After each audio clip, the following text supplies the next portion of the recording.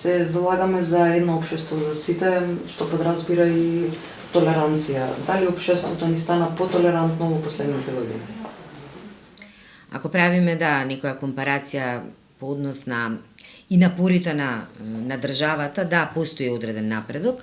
Се зајакнуваат политиките кои што одат во насока на толеранцијата, нешто за кое што ние зборуваме со години, со оглед дека за време на поранешната власт беа развивани политики кои што во сосема спротивна насока и негативните феномени од типот на говор на омраза, инциденти дело од омраза беа во голем пораст.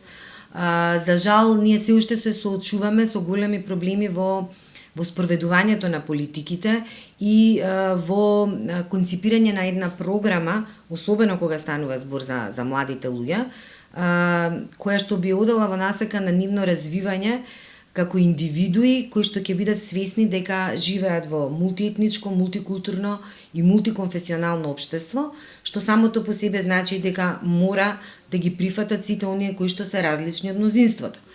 За жал, младите луѓе кај нас се најчесто погодени од сите штетни влијанија, бидејќи тие се во најголем дел корисници на социјалните медиуми, преку кои пак највеќе се шири говорот на омраза, се јакнат стереотипите и предрасудите, и затоа и во последниот период сме сведоци на низа настани кои што зборуваат за тоа дека кај младите се забележува многу ниска свест за потребата од прифаќање на различностите во нашето општество. Од друга страна, образовниот систем, ние сметаме дека воопшто не е конципиран за да одговори на потребите на ова општество и на различностите во него. Секојдневно се објавуваат, да речем, извадоци од учебници во кои што се гледа дека се уште се тие застарени, анахрони, во нив има низа стереотипи и предрасуди, особено за припадниците на другите етнички заедници во Македонија, кои што не се мнозинство. Да не зборувам за тоа на какви содржини наидуваме кога се зборува за поинаква сексуална ориентација. Ние ги правиме сите напори кои што можеме, значи укажуваме, голем број од организациите се и фокусирани токму на курикулумот и на тоа што се предава во училиштата. Меѓутоа, навистина тоа оди споро. Мислам дека постои потреба од ревидирање на сите наставни содржини во училиштата и нивно менување во согласно со она што нашето општество го бара од нас како граѓани, и она на што ние секојдневно апелираме е дека навистина мора да почне да се санкционираат негативните феномени во државата, како што е говорот на омраза. Бидејќи говорот на омраза понатаму води кон насилство, води кон кривични дела, инциденти од омраза. Нашите податоци говорат за тоа дека во најголемиот број случаи и сторители и жртви се млади луѓе. Тоа е поразителен факт. Тие се најчесто индоктринирани, тие многу лесно ги примаат влијанијата и на, да речем, на политичката сцена, но пак ќе кажам и преку социјалните медиуми. Меѓутоа, недостатокот од соодветен одговор во самото образование уште повеќе го засилува тоа. Со години говориме дека во училиштата само им се предава на учениците, меѓутоа отсуствува воспитниот метод. Тој отсуствува, пак ќе речам, во последните сигурно 20 години. И тоа доведе до моментот да се соочиме дека младите луѓе навистина имаат проблем. Хелсиншкиот комитет традиционално одржува секое лето школи за човекови права за млади.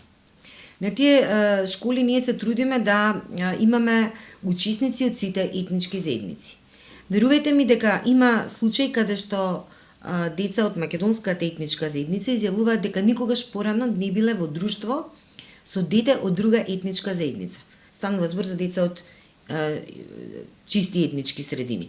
Меѓутоа, исто така се соочуваме и со тоа дека тие немаат буквално никакви сознанија за историјата, за културата, за фолклорот, традицијата на другите етнички заедници кои што живеат во Република Северна Македонија. И кога ќе ги прашам, па добро, не учите ли по историја? Нешто за другите за другите народи кои што живеат кај нас. Па тие ми викаат, знаете како, наставничката стално ни вика да ги прескокнеме тие лекции. Значи, ова ние постојано го укажуваме. Образовниот процес треба да биде оној сегмент кој што ќе ги заштити децата од индоктринации, од стереотипи и предрасуди. Не мора да значи дека секогаш родителите го даваат потребното воспитување. Родителите многу често се тие кои што им го наметнуваат таквото размислување на децата. И тука е државата, тој сегмент кој што треба да го заштити детето од таквите негативни, да речем, размислувања и од таквата ниска свест. Меѓутоа, кога и во отсуство и на државата како браник од таквите негативни феномени, тие се препуштени да ги добиваат информациите, да ги јакнат под наводници своите знаења само од социјалните медиуми. Мора нешто да се направи, апсолутно енергични чекори треба да се преземат во доменот на образовниот процес. Сексуалното образование мора да биде веќе дел од образованието на младите луѓе. Видовте што ни се случува со јавна соба, ние тука реагиравме, постојано реагираме, постојано укажуваме, меѓутоа мора и да има санкции. Правосудните органи мора да почнат да си ги применуваат мерките кои што им стојат на располагање. Државата мора да почне енергично да се бори против говорот на омраза. И тоа е единствениот начин да се спасиме од тоа да нашите деца бидат и жртви и исторители на кривични дела и инциденти од омраза. Ако образовниот систем е оној кој што треба да поттикне размислување во правилна насока, но сепак кажавте дека е тромав во нашето општество, барем спор може да се покажува во одредени работи. Дали тие такви работилници со кои вие имате искуство врдуваат со плод и гледате некоја промена кај децата, затоа што пак моје мислење е дека децата и најлесно можат да го сменат мислењето, затоа што се уште не е кај нив коренето, туку е на прва се виделе, се допреле со него. Апсолутно да. Тие после недела дена веднаш се гледа разликата во размислувањата кај нив, бидејќи тие се запознаваат меѓу себе. Сваќаат дека тоа што се различни врз основа на етничка или друга припадност, дека не значи ништо. Ние особено се фокусираме на дискриминацијата и на сите нејзини форми. Ние особено се фокусираме на сексуалната ориентација, бидејќи тоа е нешто за кое што они немаат сознание, не учат во училиште како што треба и не се научени тоа да го прифаќаат. И после недела дена навистина нивниот пристап кон работите сосема различен. Ние сите учесници на нашите школи стануваат понатаму и членови на нашата младинска група. Така да ние продолжуваме со контактите со нив, ги вклучуваме во нашите активности секако оние деца кои што имаат интерес за тоа. Меѓутоа, мислам дека таквиот пристап многу вродува со плод, со некакви позитивни исходи, но сепак конвенционалното образование е обврска на државата. И таа треба да го приспособи кон општеството, треба да го приспособи кон сите светски трендови, треба да го приспособи кон современата хумана мисла. Ние тоа во моментот го немаме. Сведочи сме дека се уште постојат училишта во Македонија кои што се етнички чисти, да не речам. Има дури последен пример беше дека се отвори градинка за децата од ромска националност, што можеби беше и гордост на Министерството кој што ја отвори, но од друга страна пак нели е тоа изолација на тие деца од ромска националност, значи нема ни едно друго дете, или можеби има. На тој не е лошиот пример. Лошиот е пример, например, во одредени општини што децата од различни етнички заедници посетуваат настава во различни термини. Значи во Струга е типичен пример. Со години укажуваме, значи тоа не може никако да ја пополни празнината помеѓу нив. Тоа не може никако да доведе до тоа да тие меѓу себе се прифаќаат. Напротив, тоа значи нивно се поголемо оддалечување. Со самиот факт што вие ќе кажете да децата од македонската етничка заедница посетуваат настава во прва смена, децата од албанската етничка заедница втора смена, вие им давате до знаење дека помеѓу нив постојат разлики. Тоа не сме да постои во образовниот систем. Тоа се работи кои што се говорат па повеќе од 10 години. Но се уште имаме таков случај. Ова со етнички чистото училиште исто така не е добар пример. Значи ние мораме да ги соочуваме децата. Тие мораат да имаат директни контакти едни со други. Тие мораат да работат заедно на проекти кои што ќе одат во насока на прифаќање. Гостивар, на пример, е многу добар пример. Ние сме работеле на терен за говор на омраза. Значи имавме еден проект каде што млади луѓе, сите оние графити кои што држаа елементи на говор на омраза, одозгоре ги сликаа со убави слики, за да го прикријат лошото, грдото. Кога дојдовме во Гостивар, свативме дека таму, во младинскиот центар, децата од двете етнички заедници веќе тоа го прават. Значи, тие работат заедно на проекти. И тоа е добар пример. Тоа треба да се применува во сите општини, за жал. Гостивар е можеби добриот пример, можеби Дебар, другите општини постојат разлики, тие се одделени, едноставно не знаат ништо едни за други, не знаат што ги сплотува.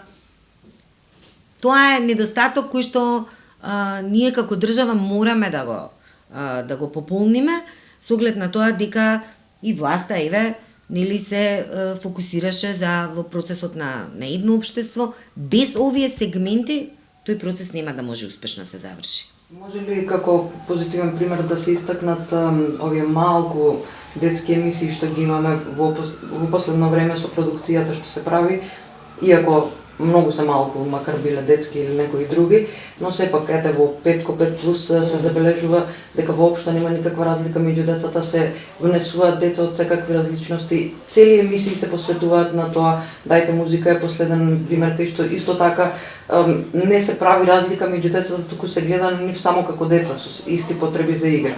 Дали ни треба уште повеќе таква продукција, затоа што социјалните мрежи си го земаат делот, таму може да напише секој што сака и да го прочита, па нека има на крај и казна за сето тоа, додека стигнеме до казната, штетата е направена. Ние ги поздравуваме сите проекти од таков вид и нема збор дека тие придонесуваат во насока нели на јакнење на свеста за толеранција, прифаќање и така натаму. Но пак ќе кажам, тоа се независни проекти. Тие се надвор од она што значи обврска на една држава. Тоа е нешто што треба да биде плюс кон она што ќе го дава образованието. И апсолутно сметам дека треба такви содржини да има во медиумскиот простор, меѓутоа тоа не е доволно. Значи сите сегменти во државата треба на свој начин да си ја завршат задачата. За да можеме ние да кажеме дека да, сега се движиме во правилна насока, се казнуваат негативните феномени, луѓето знаат дека доколку говорат на таков начин, тоа представува кривично дело и нема да го прават понатаму. Доколку во образовните содржини не постојат веќе стереотипи и предрасуди по однос на сите различности, и тогаш ќе можеме да кажеме дека станува збор за севкупен процес. Само во еден сегмент ако се прави нешто, никогаш не е доволно. Сега сме пред избори и очекуваме жестока кампања секако.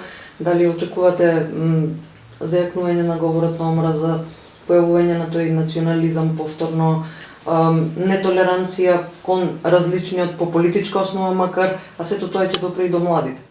Пред секој изборен процес ние бележиме покачување на бројот на случаи на говор на омраза, па и кривични дела инциденти од омраза.